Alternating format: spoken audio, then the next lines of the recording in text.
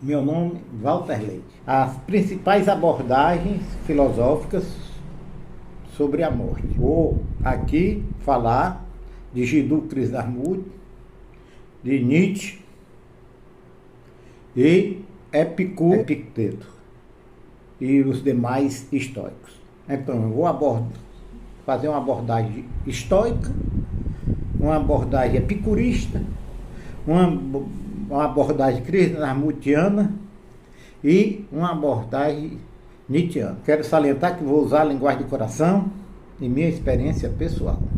A morte é a certeza de todos. Quem está vivo, evidentemente, um dia perecerá.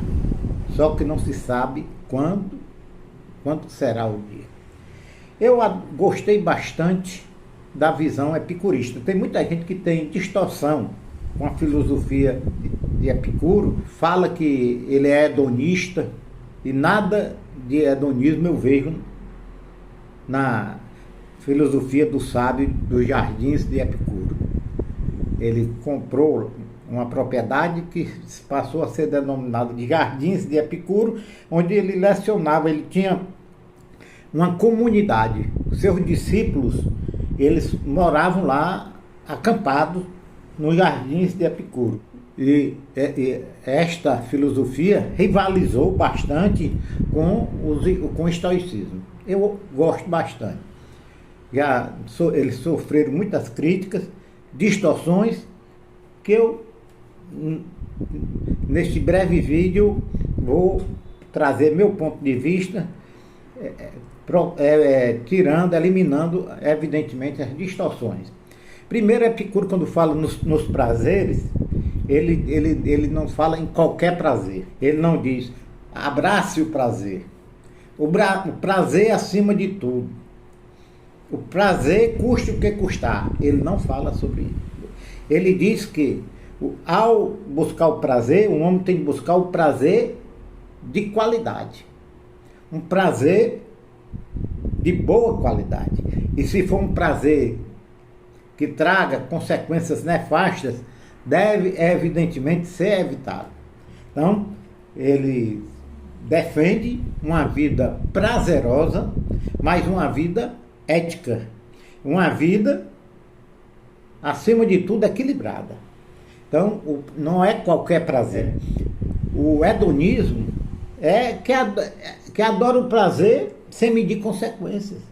A ideia de hedonismo é muito distorcida. É aquele homem que a sua vida pode ficar à deriva, pode ir para o beleléu, pode ser desmoralizado, mas ele não abre mão do prazer. Ele quer o prazer, mesmo que traga nefastas consequências. E Epicuro não defende isso. Logo, não é qualquer prazer que Epicuro fala. E ele fala sobre a morte, que é o nosso tema. Ele diz que um homem morto, um ser morto, é um ser que não sofre mais nada. O ser morto não mais sofre. Ele não tem sensações. É um ser sem sensação. Isso aí, ele está inerte. Não tem mais emoção, não tem mais medo, não tem mais alegria, não tem mais tristeza, não tem mais apego, não tem mais desespero. Nada mais ele sente.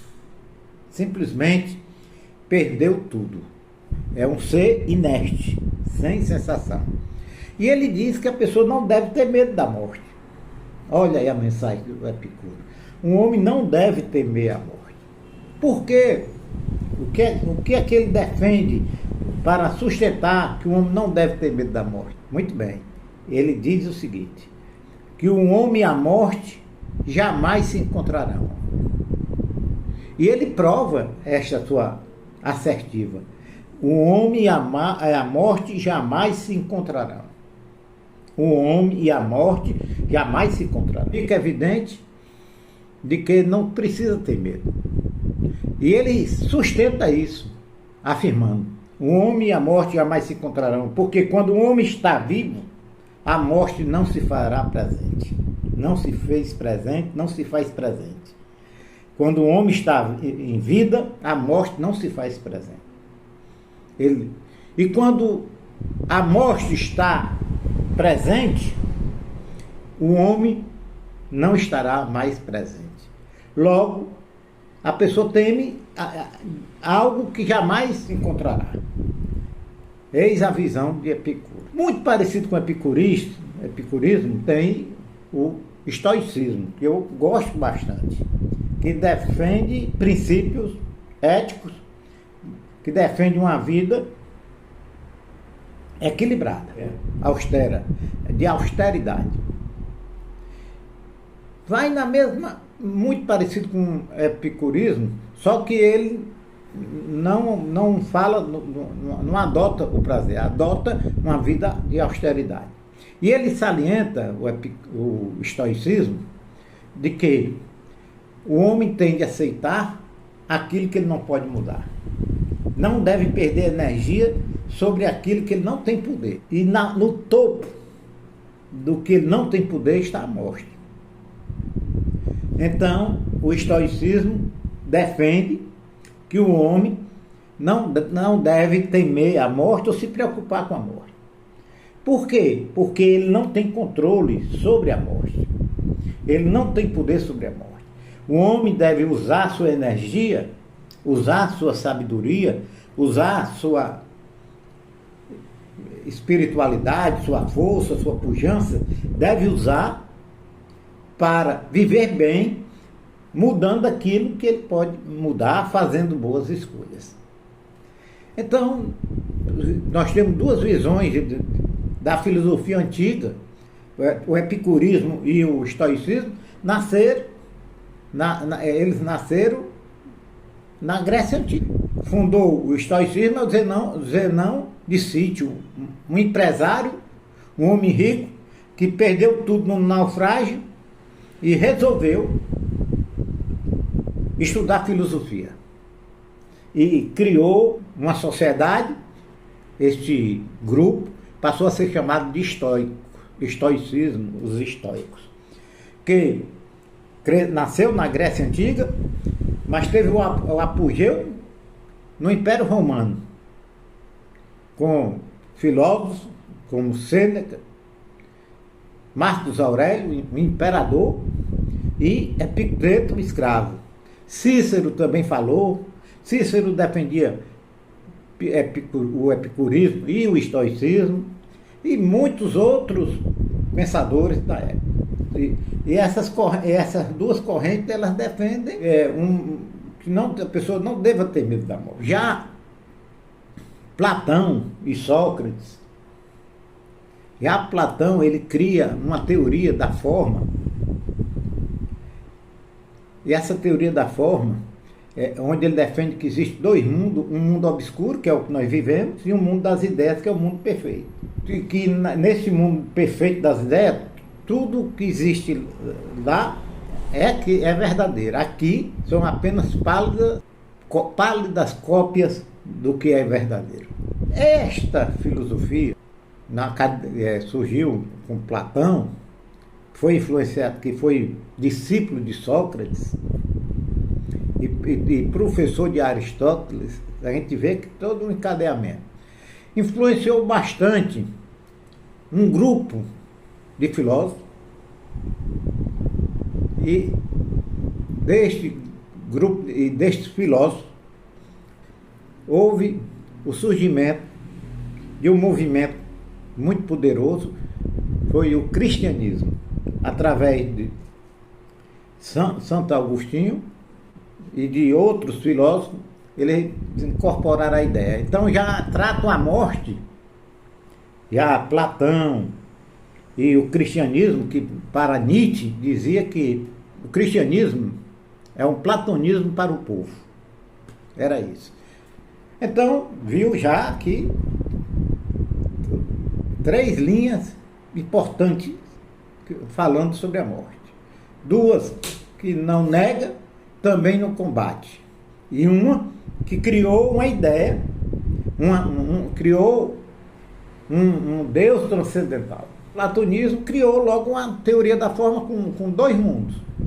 E o cristianismo veio, e aí a ideia do cristianismo já mudou tudo e favoreceu muito o crescimento do cristianismo no mundo.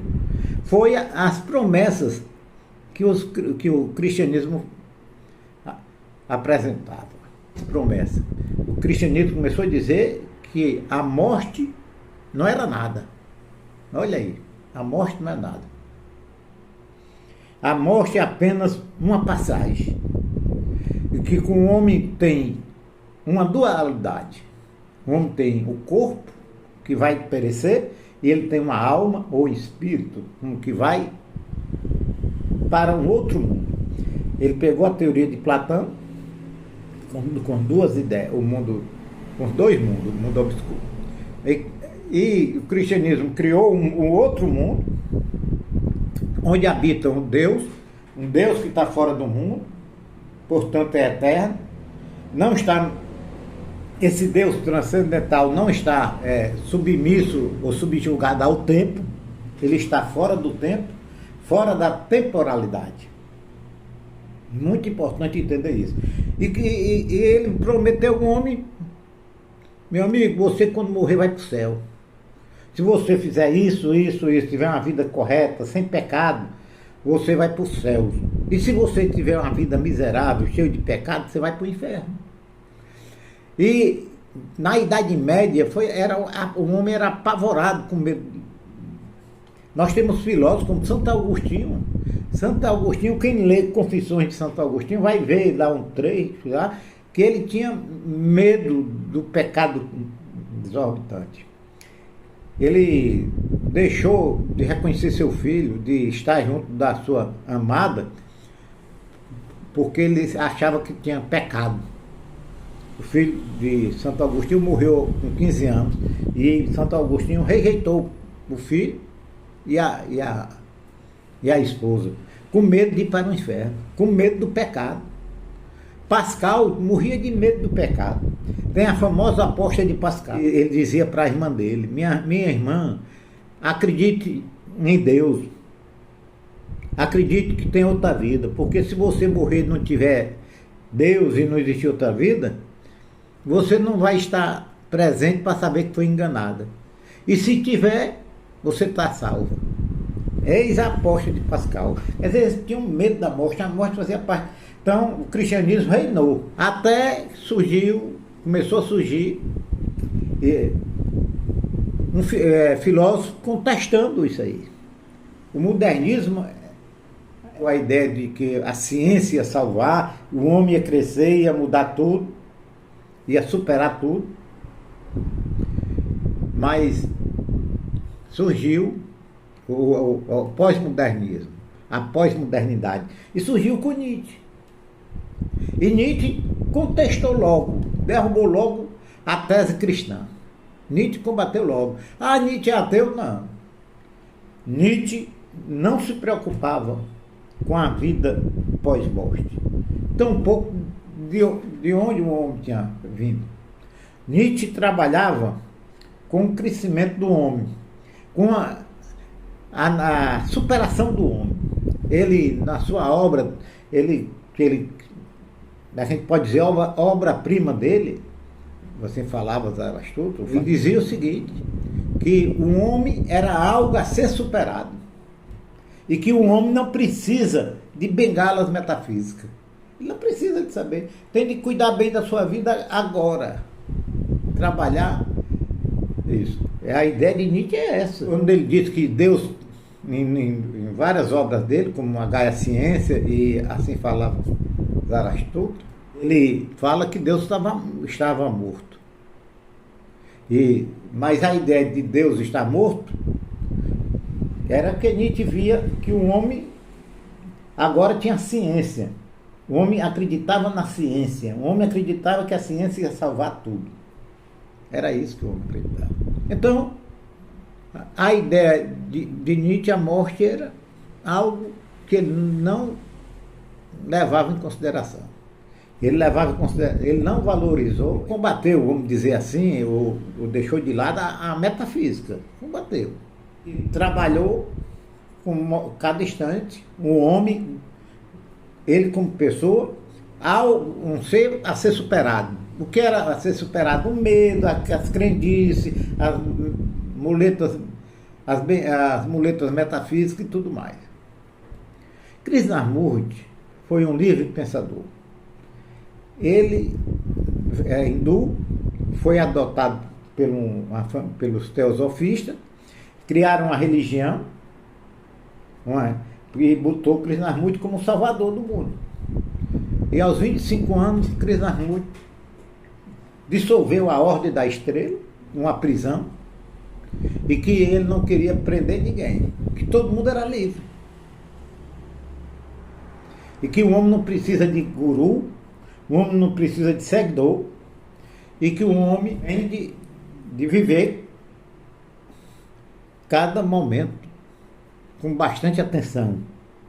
Atenção plena, sem distorção. A revolução de Krishnamurti foi que ele combateu, ele como Nietzsche se autodenominava que era uma dinamite, Krishnamurti também foi uma dinamite, que ele passou mesmo o martelo, vamos dizer, como Nietzsche usava o termo do martelo, e ele, Krishnamurti, combateu todas as filosofias, todas as religiões, e todos os gurus, se você é um seguidor, e que você tem de viver cada instante, e quando chegar a morte, você está no momento presente, sem imaginar, amanhã vai morrer, o que vai acontecer. Você mergulha cada instante, sem um orientador, sem um filósofo, sem um mestre, sem um guru. Eis aqui uma visão filosófica da morte. Respeito quem tem religião, mas eu estou trazendo aqui uma visão dos pensadores. Agradeço a todos pela preferência. Se o amigo gostou, compartilhe esse vídeo, se inscreva no canal, se une ao sininho para receber vídeos novos e dê seu like.